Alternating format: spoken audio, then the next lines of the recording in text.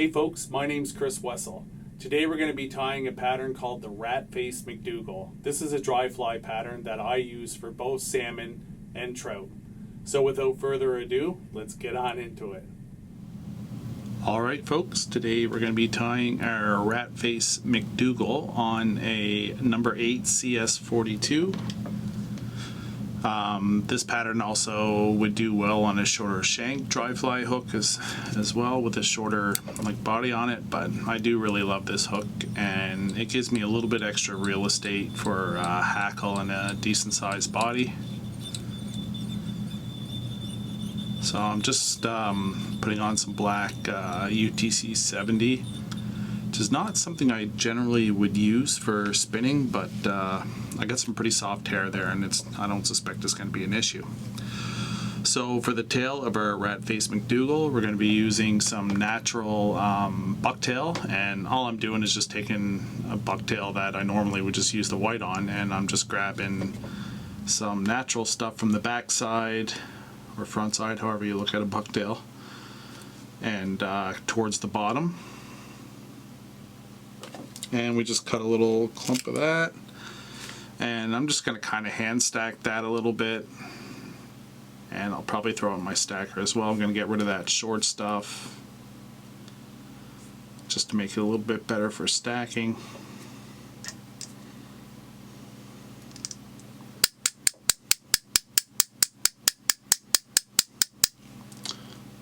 This stuff is not going to stack overly well, I don't think. I'm just going to cut it down. Sometimes that helps a lot.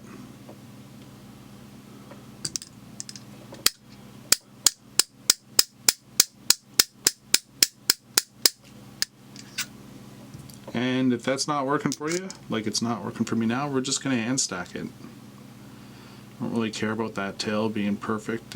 Like perfectly straight. It'll probably fish better not like that anyway. So about that much, and I'm going to have a little bit of an extended tail on this. That's just going to help me when this fly hits the water, the little surface tension. Keep that back end of that fly up on top of the water.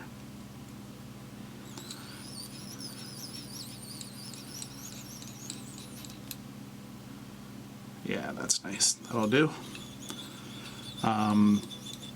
Where the body on this is going to be natural, I think I'm going to tape off that tail, because when it comes down to the trimming process, I can see me easily mistaking body fibers for tail fibers, and nobody wants to hear that kind of language, I'm sure.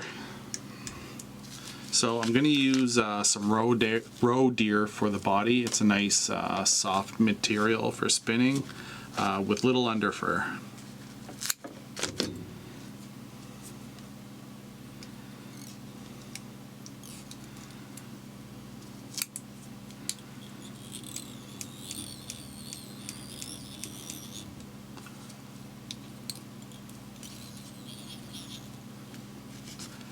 I'm going to grab another clump of that, maybe a little bit larger.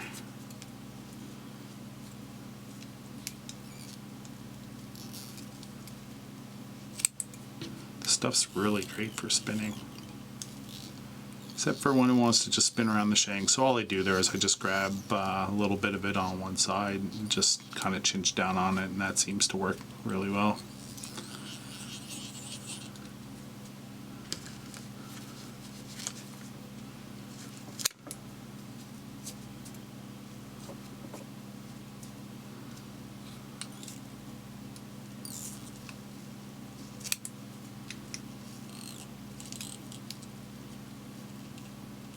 This really wants to just spin around the shank. That's alright. That happens from time to time.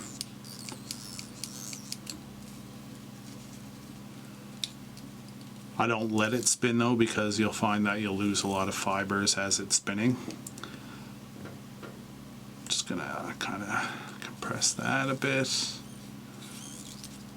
And I'm gonna put in one more.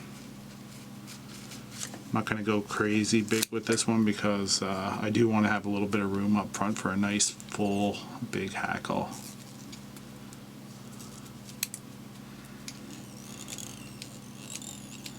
You can see what I'm talking about, because that spinned a bit, and now look at that stuff falling out.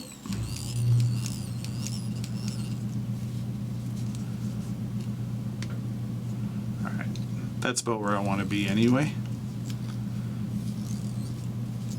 So all I'm doing is brushing those fibers back, and I'm almost making a little bit of a thread dam, and that's just going to keep those up straighter.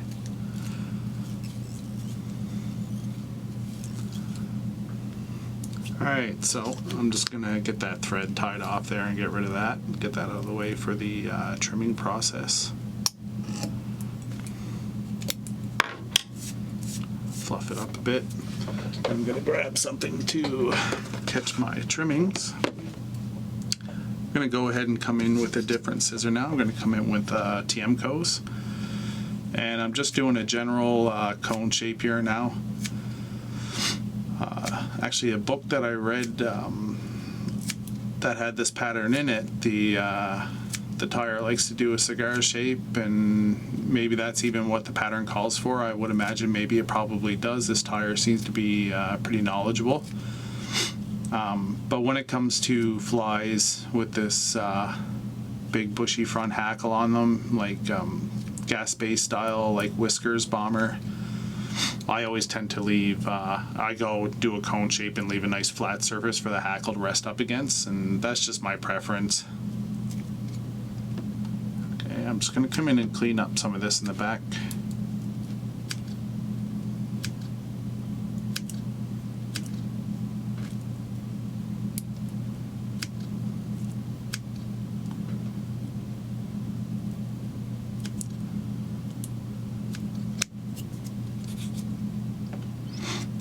And now the front, and I'm just making a straight up and down cut, trying to get rid of some of those loose fibers.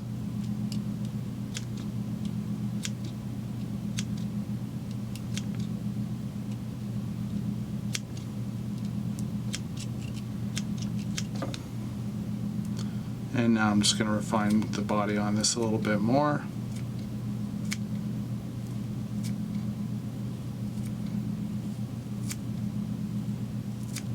I don't want to take too much off. This is kind of the big part of the reason the back end floats, this plus the tail, so I don't want to get rid of a lot of that.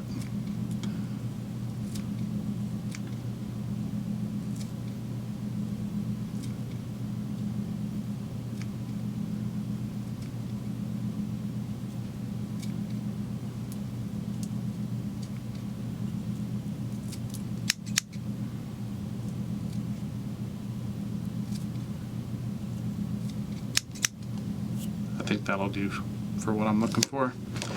Alright, so let's brush up some of these loose trimmings on my desk. I'm going to come in and I'm going to put my thread on again.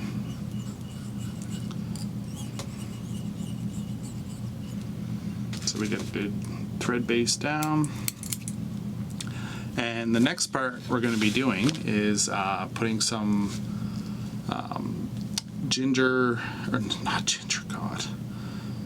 grizzly hackle wings on this. So I'm using rooster saddle, and what I'm using is the stuff down the bottom that's a little bit thicker. That one's already, and I'm just trying to pick like a thicker one at the bottom, like I said, compared to, like, let's say these ones. So when you pick out two that look roughly similar at the tip, you're gonna take your two and you're gonna put the pale side of your feather against each other and pair these up. In other words, matching the tips together. And the reason why we're doing that is when you put the pale side together, the more vivid side of the feather is what is showing. Makes it look a little bit nicer. So I want these to be about roughly that length, I believe. That'll be nice there, I think. And I'm just kind of splaying those fibers back on the feather, and I'm just going to tie these in forward. And I'm going to make sure these are lined up now. In other words, both of equal length.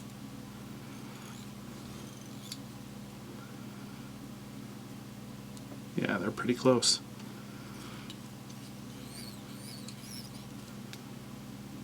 And I'm just going to grab all that stuff there and snip that off. Now, I don't have a lot of experience tying in feather wings on dry fly, so please, I invite you guys to comment if you have a really good method for this that is different than what I'm doing. And I'm just going to prop this now, like so. We're going to have to put a big hackle on this, I think, because those feather wings are pretty long. That's alright, because we got some. So I'm going to use a bugger pack in a ginger from Whiting. These are, if you're doing a lot of dry flies, like these are not only good for woolly buggers, they are just absolutely great for dry fly hackle. I really like them. And they're a less expensive option than a full rooster saddle. So I'm going to go in from the tip because these feathers are tapered from long on this end to a lot shorter on this end. So I'm going to start at the shorter end because it would look better in my opinion to have the shorter taper up to the longer in the front. And I tie on in the back. So just going to pick a section of these feathers that I think is a good place to start. And there, looks just about good. I'm going to come in and tie that tip in. And I'm just going to, this is easier to snip off now than later, so I'm going to get rid of that.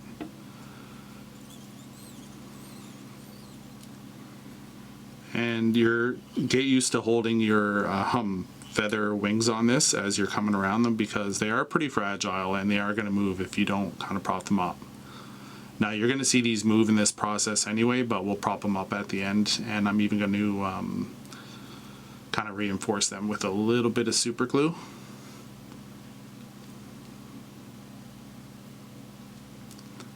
So we're going to start wrapping.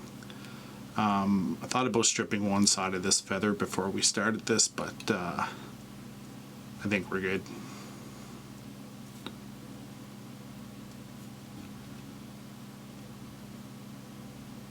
Yeah, see? I wasn't holding it.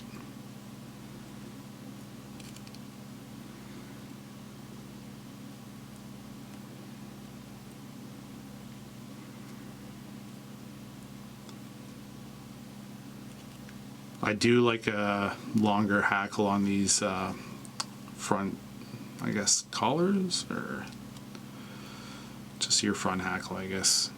I like them to be a little bit longer, so this is going to work out really nice for my preference. And I'm just kind of brushing those fibers so they don't get like super trapped as I'm wrapping.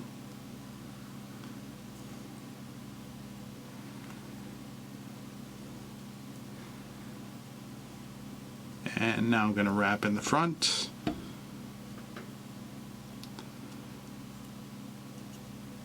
I would have shortened those up a little bit more had I had my time back.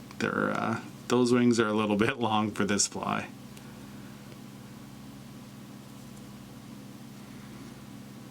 Sorry guys, I got a lot of trap fibers here that I got to figure out where I must have trapped those a long time ago.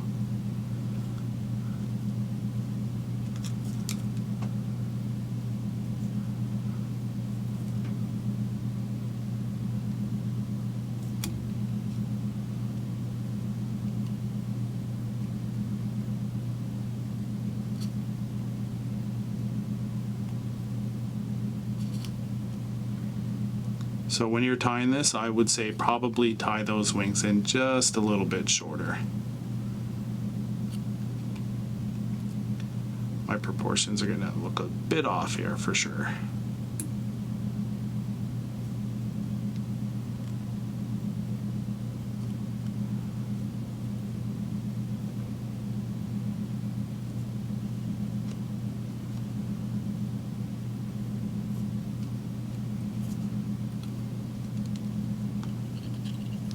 I'm just going to tie that in, and this looks a little bit messy now, but we can play around with this.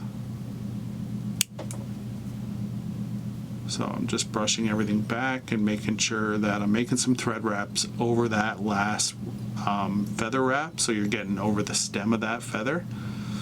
And that'll make the difference in that coming unraveled or not.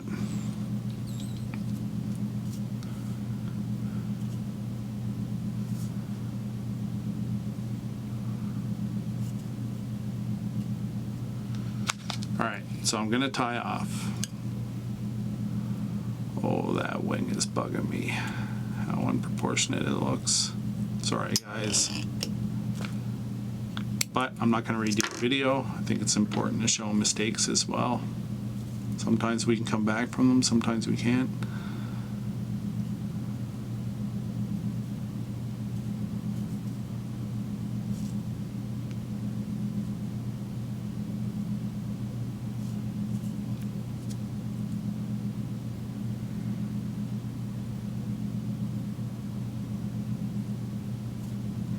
Well, I'll still fish it.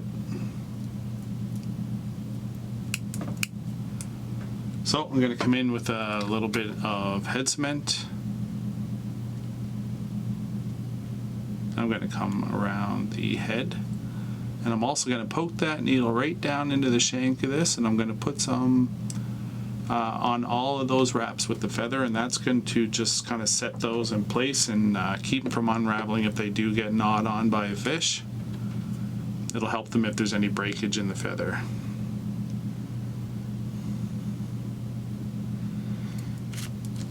Alright, so that is a Rat Faced McDougall. Thank you all very much for watching. If you haven't subscribed to the channel yet, I'd really appreciate it if you did. If not, totally cool too. Just happy to have you along. Until I see you next time, take care.